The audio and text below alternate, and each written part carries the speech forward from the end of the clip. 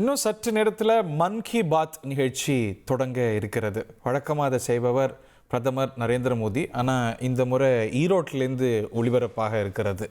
செய்யப்போவர் பார்த்துருப்பீங்க, உங்களுக்கே தெரியும், திரு கே.ஏ. செங்கோட்டையன். மனதிலிருந்து பேசுவது பேர் தான் மன் கி பாத். அதை நான் செய்ய போகிறேன், என் மனம் திறந்து பேச போகிறேன் அப்படின்னு திரு கே.ஏ. செங்கோட்டையன் தொடர்ந்து சஸ்பென்ஸ் வைத்து இந்த வாரம் முழுக்க தலைப்புச் செய்திகளில் வந்திருக்கிறார். இந்த நிலையில் அவருடைய ஆதரவாளர்கள்லாம் கூடியிருக்கக்கூடிய காட்சிகளை நம்ம திரையில் பார்க்கின்றோம். இன்றைக்கி அவருடைய ஆதரவாளர்கள் மத்தியிலையும் சரி, பத்திரிகையாளர்கள் மத்தியிலையும் சரி, அவர் பேச போகிறேன் அப்படின்னு சொல்லியிருக்கிறார். நீங்கள் திரையில் ஈரோட்டிலேருந்து காட்சிகளை பார்க்குறீங்க. அவருடைய ஆதரவாளர்கள் அங்கே கூடியிருக்க இன்னும் சற்று நேரத்தில் பத்திரிகையாளர்கள் முன்னிலையிலையும் அவருடைய ஆதரவாளர்கள் முன்னிலையிலையும் அங்கே இருக்கக்கூடிய கட்சி அலுவலகத்தில் திரு செங்கோட்டையன் பேச போகிறார்.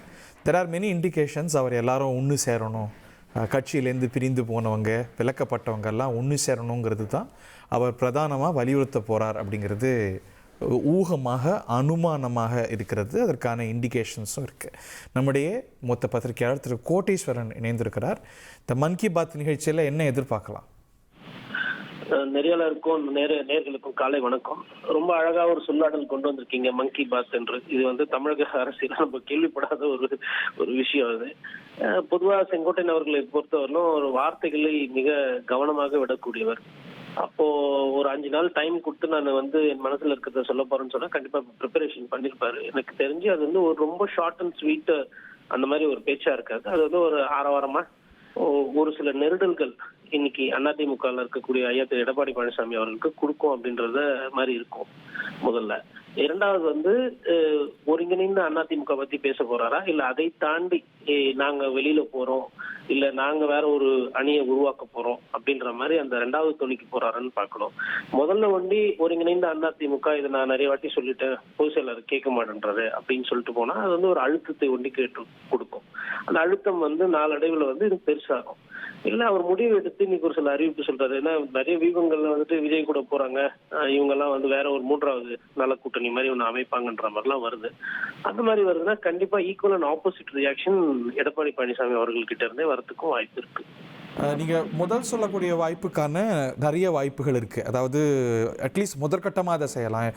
எல்லாரும் ஒன்று சேரணும், இவங்களெல்லாம் சேர்த்துக்கோங்க, ஓபிஎஸ்ஸை சேர்த்துக்கோங்க, சசிகலாவை சேர்த்துக்கோங்க, இபிஎஸ் தலைமையே நம்ம ஏற்போம், அவர் தான் முதலமைச்சர் வேட்பாளர் அப்படின்னா என்ன மாதிரியான தார்மீக அழுத்தத்தையும் இம்ப்ளிகேஷன்ஸையும் கட்சியில் கொண்டு வரும்? இபிஎஸ் இந்த சூழலை எப்படி ரியாக்ட் பண்ணுவார்? அதாவது இப்போ ஒரு விஷயம், எல்லா அதிமுக தலைவர்களும் ஒன்னாயிடுறாங்க, ரைட்? அப்ப அடுத்த உடனடியா வரக்கூடிய கேள்வி, தமிழக முதலமைச்சர் யார் அப்படின்னு. இந்த தமிழக முதலமைச்சரா எங்களோட வேட்பாளரா வரப்போறது எடப்பாடி பழனிசாமி தான் அப்படின்னு சொல்லிட்டாங்கன்னா பாதி பிரச்சனை முடிஞ்சிருக்கும். ஆனா அதாவது பிரிஞ்சு போனவர்கள், கட்சியில இருந்து வெளியேற்றப்பட்டவர்கள் அந்த வார்த்தையை சொல்ல மாட்டேங்கிறாங்க. அவரை ஏத்துக்கிற நிலைமையில இல்ல. இந்த சிக்கல் பிரதானமான அதுல நியூவான்ஸ்டா பார்க்கணும்னா பலர் அந்த நிலைக்கு வந்துட்டாங்கிறத பார்க்கணும். ஓபிஎஸ் எந்த தியாகத்துக்கும் தயார் அப்படின்னார். அது அதற்கான இண்டிகேஷன்ஸ் தான். டிடிவி தினகரன் ஏத்துக்கிட்டார், சசிகலாவும் ஏத்துப்பாங்கிறதுக்கான இண்டிகேஷன்ஸ் இருக்கு. ஒருவேளை இதெல்லாம் சொல்லி இவங்கெல்லாம் ஏத்துப்பாங்க, முதலமைச்சர் வேட்பாளர் எடப்பாடி பழனிசாமி தான், கட்சி தலைமை எடப்பாடி பழனிசாமி தான், ஒற்றை தலைமை தான் அப்படின்னு சொன்னா அது திரு எடப்பாடி பழனிசாமி அவர்கள் மேல அழுத்தத்தை கூட்டாதான்? கண்டிப்பா அப்படி அவங்க வெளிப்படை, அதாவது அவங்க பட்டும் படாத வார்த்தைகள் சொல்லி இருக்கிறார்கள். அதாவது இருக்கு, நாங்க சமரசத்துக்கு தயார், எந்த தியாகத்துக்கும் தயார்ன்ற மாதிரிதான் கிட்டத்தட்ட வார்த்தைகள் பயன்படுத்துறாங்க. பொதுச் செயலாளர் தான் அதிமுகவை பொறுத்தவரையிலும் முதலமைச்சர் வேட்பாளரா கடந்த காலத்துல இருக்கிறாங்க, இனிமேலும் இருப்பாங்க அப்படின்ற மாதிரி ஒரு கான்கிரீட்டா சொல்லியிருந்தா எடப்பாடி பழனிசாமி அவர்களுக்கு ஒரு அழுத்தம் இருக்கும். மேபி அவருக்கு ஒரு மன மாற்றம் வரலாம். ஏன்னா இவங்களோட டோன் என்னவா இருக்குன்னா, ஒரு சைடு இதை செய்யறாங்க, இன்னொரு சைடு கேஸ் போட்டு வெயிட் பண்றாங்க, அந்த கேஸோட தீர்ப்பு வரணும் வெயிட் பண்றாங்க. எந்த பெட்டிஷனுமே நடுவுல வாங்கிக்கிறது இல்ல சார், யாருமே நிராயுத பண்ணியா நிக்க மாட்டாங்கல்ல. ஒரு சமரசம் வந்தான்னா அந்த கட்டத்துல பின்வாங்குவாங்களாக இருக்கட்டும். சோ இன்னொரு தரப்பு அந்த ரெடினஸ் காட்டாத போது அவங்க அந்த அஸ்திரத்தை வச்சு தானே இருப்பாங்க. இல்ல அதுதான், இவங்க எல்லாருமே அரசியல்வாதிகள் முன்னாடி ஒண்ணு இருக்கும், பின்னாடி ஒரு மாஸ்க், பின்னாடி ஒரு முகம் இருக்கும். அந்த மாஸ்க் எல்லாருமே வச்சு ஆடுறாங்க. இங்க யாருமே கள அரசியல்ல நான் வந்து நீ என்ன சேர்த்துக்காலும் சேர்த்துனா பிரச்சாரம் பண்றேன், அதுக்கப்புறம் பாடு அப்படின்ற மாதிரி அந்த மாதிரி ஒரு பதவியை வந்து விட்டு கொடுக்குற தன்மையோ தோரணையோ சொல்றாரு. ஆனா அதுக்கு உண்டான செயலாக்கம் அங்க இல்ல. அதுதான் காரணம். இவ்வளவு பிரச்சனைக்கும் காரணம் என்ன? அந்த பதவி தானே. யாரு பொது செயலாளர், யாரு கட்சி, இது அதை பத்தின அந்த வெளிப்படை தன்மை வர வெறியிலும் இந்த பிரச்சனை வந்து நீடிக்கும். இது என்னதான் நீங்க அழுத்தம் கொடுத்தீங்கனாலும் கொண்டீங்கனாலும் என் தலைமை, அதாவது பொது செயலாளர் நான் தான் அப்படின்ற அந்த புள்ளி அன்னைக்கே அதை ஏத்துக்கிட்டு இருந்தா அந்த பிரிவினை வந்திருக்காது. உங்க அந்த பிரச்சனைக்கு இன்னி வரையிலும் இப்ப செங்கோட்டையன் அவர்கள் பேசினாலும் கூட இந்த வார்த்தைகள் அழுத்தம் திருத்தமா வரலன்னா திரு எடப்பாடி பழனிசாமி அவர்கள் ஒத்துக்கொள்ள மாட்டார். காரணம், அவர் வந்து இப்போ வந்து ஃப்ரீயா இருக்காப்ல. அதாவது நான் கட்சியில யாரும் என்ன கேள்வி கேட்க கூடாது, அந்த ஸ்டேஜ் எல்லாம் தாண்டேன். இன்னொரு இதுக்கு முக்கிய பிரச்சனை, இந்த அழுத்தம் இப்ப அதிகமா வரதுக்கு காரணமே அமித்ஷா அவர்களோட அந்த தன்மை. அதாவது அவங்க என்ன நினைக்கிறாங்கன்னா, எடப்பாடி பழனிசாமியோட நம்ம கூட்டணி வச்சு விட்டோம் அதிமுகல, அவங்க என்ன நிலைப்பாடு எடுக்கிறாங்களோ அதோட நம்ம போவோம், மத்தவங்களை பத்தி கேட்க வேணாம், அந்த கம்யூனிகேஷனை கட் பண்ணிட்டாங்க. அவங்களுக்கு உண்டான அப்பாயின்மெண்ட், அவங்களுக்கு உண்டான அந்த குரல், அதெல்லாம் கேட்கறது இல்ல பிஜேபி. அந்த கோபமும் வந்து இவர் மீது வந்து இப்போ ஆல்ரெடி இவர் மேல கோபம் இருக்கு.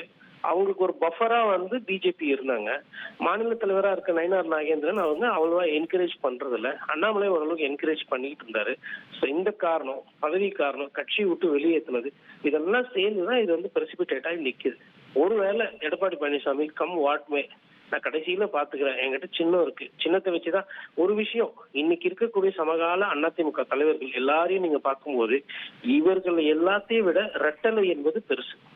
அது அவர்களுக்கே தெரியும். அந்த தைரியத்துலதான் ஐயா திரு எடப்பாடி பழனிசாமி போயிட்டு இருக்காரு. மற்றவர்கள் வந்து இவர்களோட அந்த வியூகம் என்பது குறைந்தபட்சம் இவர்களுக்கு உண்டான ஒத்துமை. இப்ப ஒரு விஷயம் நீங்க எடுத்துக்கோங்க, நயினார் நாகேந்திரன் அவர்களுக்கும் ஓபிஎஸ் அவர்களுக்கும் மனக்கசப்பு இருக்கு. அட்லீஸ்ட் இதை சரி செய்ய செங்கோட்டையன் அவர்கள் எதனா செய்திருக்காரா? ஓகே, ஓபிஎஸ் கிட்ட பேச முடியாது இந்த அணியில இருந்துகிட்டு, அட்லீஸ்ட் அண்ணாமலை கிட்ட பேசியிருக்கலாம், இல்ல நயினார் கிட்ட பேசியிருக்கலாம் இல்லையா? அது ஓரளவுக்கு கோவத்தை சரி செய்திருக்கோம் இல்லையா? இந்த மாதிரி பொது வழியா வந்துட்டு பத்திரிகையாளர் சந்திக்கிறது கொள்றதுன்றதை தாண்டி இது அவருடைய தன்னிச்சையான செயல்பாடா, இல்ல அவர் வந்து கோஆர்டினேட்டடா சிலரோடு சேர்ந்து தான் அதை செயல்படுத்துறாருன்னு நினைக்கிறீங்களா? இல்ல, இது வந்து தன்னிச்சையாக இருக்காது. இவருக்கு வந்து இது வந்து அவங்க எல்லாம் அவங்களோட நோக்கம் என்பது சரியான நோக்கம், அதிமுக ஜெயிக்கணும். ஆனா போற பாதை என்பது அந்த கட்சியினுடைய இன்னைக்கு இருக்கக்கூடிய ஒரு தலை செய்யறாருன்னு நினைக்கிறீங்க? அடிப்படையில எடப்பாடி பழனிசாமி அவர்களால பாதிக்கப்பட்டவர்கள் எல்லாருமே நண்பர்கள் ஆயிடுவாங்க. காமன் எனிமி அப்படின்னு ஒரு கான்செப்ட் உண்டு. பொது எதிரி இல்ல, பொதுவா சசிகலா, டிடிவி எல்லாரும் அடக்குங்கிறீங்க. எல்லாரும் அடங்கிடுவாங்க. மேபி கேசி பழனிசாமி அவர்கள் கூட அவங்க கூட பேசிக்கிட்டு இருக்கலாம். ஏன்னா எல்லாருமே வந்து பாதிக்கப்பட்டிருக்காங்க, இல்ல கட்சியில இருந்து நீக்கப்பட்டிருக்காங்க. யாரால் நீக்கப்பட்டாங்கன்னா இன்னைக்கு இருக்கக்கூடிய பொதுச் செயலாளர், அவங்க அவரை ஏத்துக்க மறுக்கிறாங்க. சோ அந்த லீக்ல எல்லாரும் சேர்ந்து செயல்படுறாங்க. அந்த குரலா திரு செங்கோட்டையன் ஒலிக்க கூடுன்னு கருதுறீங்க? இனி செல்லும் இடமெல்லாம் செய்தி. தந்தி டிவியின் வாட்ஸ்அப் சேனலை ஃபாலோ பண்ணினா செல்ல இருக்கும் இடமெல்லாம் செய்தி. இதோ QR கோட், இப்பவே ஸ்கேன் பண்ணுங்க, ஃபாலோ பண்ணுங்க.